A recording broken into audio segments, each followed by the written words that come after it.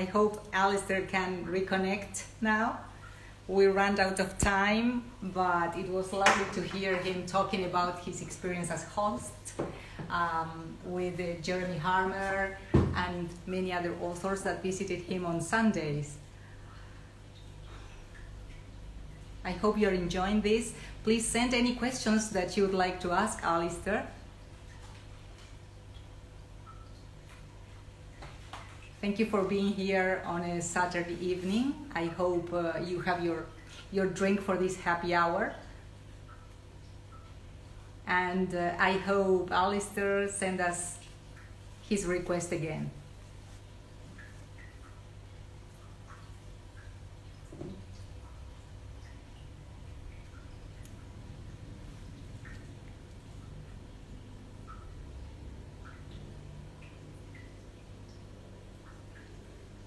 Hello.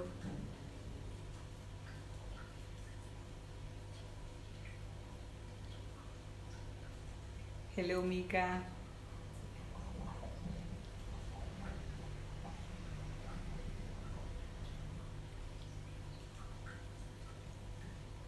Hi, Alastair. Welcome back. Can you send us your request, please? Yes. Thank you.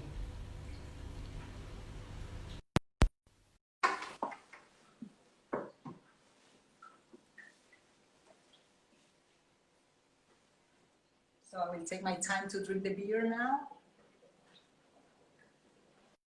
For Alastair. Hi, Marcy. Welcome back. This is going well, isn't it? We ran out of time because it was so interesting that I didn't want to stop you or interrupt you. Well, thank you, and I'm sorry about all the technical issues. No, it was because the time was up. That's why, in this case, it was not your connectivity or mine. Okay, good. It's only 1 hour that we have on Instagram Live. Good, okay, so okay. You were telling us about how scared you were the first time, but now you're getting relaxed and more used to that, aren't you? Yes, exactly. Is it going to be like a cycle? You have already planned many sessions, or you go with the flow? You're asking for special inside information, Marce. Can I reveal the secrets? Can I reveal the secrets? Or you can say it's top secret and you can't. No. I'll tell you. We have at the moment. There's two things that I'm really glad you asked that question because I want to. Sorry, I've got to hold my phone because the battery's running out. That's why I'm holding it like this. It's charging. I want to make something clear about it as well. That what we're very keen on is not having it so that it's always interviews, if you see what I mean. Because the idea of it is not just interviews. Don't get me wrong, the interviews are fantastic.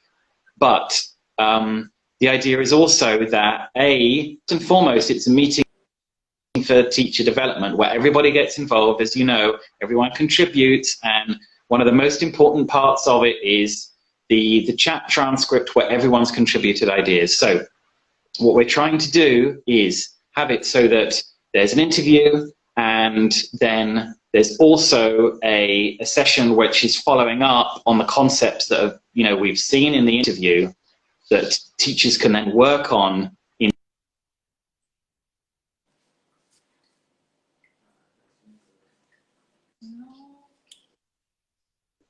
We have several already planned, which I can't really tell you about at the moment. But you know that tomorrow we've got Dr.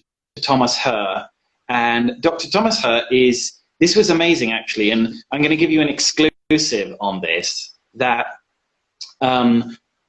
this doctor works directly with Howard Gardner himself on multiple intelligences, and he runs a multiple intelligences school in St. Louis in Missouri, and he works at the university there as well.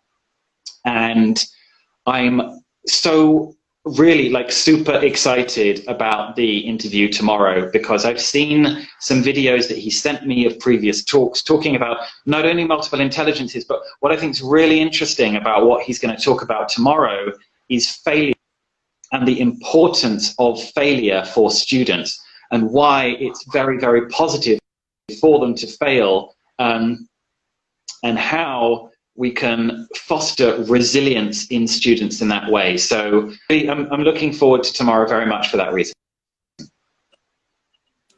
Thank you, Alastair. Now tell us, we talked about you learning Spanish from your students at the beginning.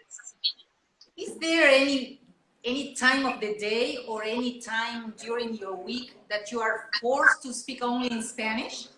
That you need to speak only in Spanish? Not actually. I'm just thinking. Not forced to necessarily. The thing is, I want to. And okay, what happens is, for example, when I'm talking with Florencia's family, I try and speak Spanish. I mean, they all speak English, but you know, I try and speak Spanish. But it's quite interesting actually when we go and visit her family, because you never know if they're going to be speaking in Spanish or English or German or Dutch as well, because there's all this different mix in the family. But for example, I'll tell you something, that over the last few weeks, because of the situation, we've been having a lot of meetings online with the school and the university, and specifically with the school, which I'm coordinating the English department for. I have to speak to all the other teachers, not the English teachers, but the other teachers in secondary and primary in kinder, in Spanish. Like when we have like the other day on Wednesday morning, we had a Zoom meeting with everybody from secondary, and the whole meeting was conducted obviously in Spanish. And I still in some ways find it a little bit intimidating, because I have to really pay close attention to what everyone's talking about. And also it's a combination of that and planning what I'm going to say as well. And there was a part in this meeting on Wednesday, because they were going round all the heads of department. Okay, so for example, Sylvia, tell us about this. Alastair, tell us about this. And I was waiting and waiting and waiting for my turn. And then, then it all comes out and it's fine. But I think it's a nerves thing, because also, what Krashen says about the affective filter, I think is very, very true. And I don't want to look like an idiot in front of my peers and my colleagues and my bosses. So that does intimidate me, but it's a question of doing it, and of everything, Marce, in life. It's like throwing yourself in and taking a risk, and like everybody should do, like we teachers are used to doing, because something good will come out of it. Yes, I'm talking about teachers. You reminded me of, because everybody wants to listen to you in Spanish, that's why I'm insisting on that. We're coming to the end of the interview where you will have to say something in Spanish. Anything that you want. But you know what happens? Let me tell you something. We as teachers always insist on parents not pushing or forcing or putting pressure on their kids to tell them something in English, like, decime algo en inglés, and the kid goes like, what do you want me to say? Hello, good morning, teacher. What do you want me to say in English that is meaningful to you, that you don't understand English? The parent. Then once when we met the Hilliards in Buenos Aires for a dinner, we were talking with Mick, and Mick very, very smartly said, Andre, I would like to hear you talking in Polish, but tell me what you did as soon as you got down the plane until you got here to the restaurant, but in Polish. So Andre was just retelling his actions. He had to think of what he did, not that he was actually being tested in Polish. He was thinking, okay, what did we do? We went to the hotel, then we went shopping, then we went to have a coffee, but he said all that in Polish. Yeah. Because what Mick wanted to hear was the sound of the language, not actually Right. understanding every word. And I think Yes, most parents want that. They want to hear the sound of the language through their kids' mouth. And what people want to hear is the sound of our language through your mouth. Really? So what would you like to say in Spanish? What you did today or what you're going to do tomorrow in your interview? Or maybe something you always tell your students in Spanish and they laugh or they enjoy listening to you saying that. Yeah, mainly they laugh. Mainly they laugh, yeah. Well, no, I'll tell you about tomorrow, okay? Bueno, así que mañana, por suerte no tengo que levantarme muy temprano mañana, porque mañana tenemos esta entrevista con Dr. Thomas Herr y está, a ver, ¿qué hora? A las 16, a las 4 de la tarde. Entonces, lo que sí que tenemos que hacer es preparar arriba donde tenemos el escritorio y los lucecitos y todo eso para entrevistarle. Y después ya tenemos todo tipo cocinado con las preguntas y todo eso. Igual siempre es un sentido de, no sé, nervios más o menos antes de una de las entrevistas. Y obviamente, como siempre tengo problemas con eso, tecnología. Si va a funcionar todo bien con eso.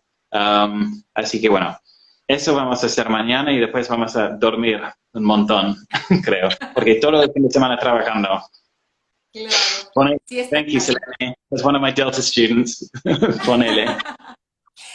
People are saying bravo and clapping.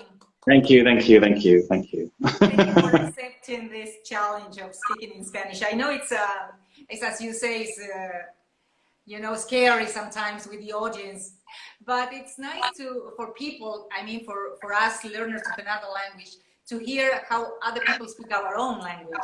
And thank you for joining us today, this happy hour, Alastair. Congratulations on your success with the interviews, and congratulations on your new dream come true with the books. I think everybody is eager to see the cover of the books and to have them in their hands.